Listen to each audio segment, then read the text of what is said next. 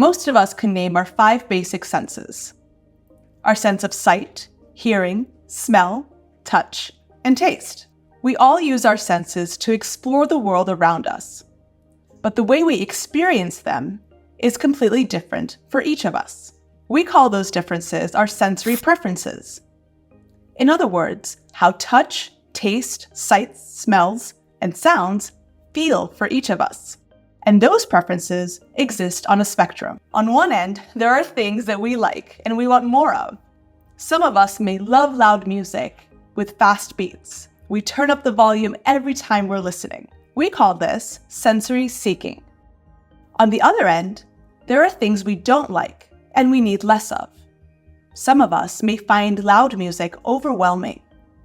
We constantly ask our friends to turn the volume down and prefer music with calm, soft beats. We call this sensory avoiding.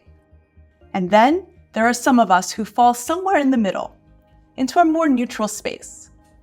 We don't love loud, blaring music, but we also don't like it when the room is completely quiet.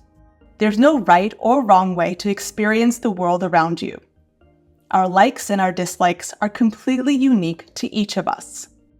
What are your sensory preferences? I would say I have very specific sensory preferences. I'm a pretty picky person. So, I'd say if there's too many strong smells, I start to get overwhelmed, or if there's too much visual information, then I lose track of what I'm doing. So, especially in a classroom, if there's a lot going on, it's really hard for me to focus on the lecture or the lesson.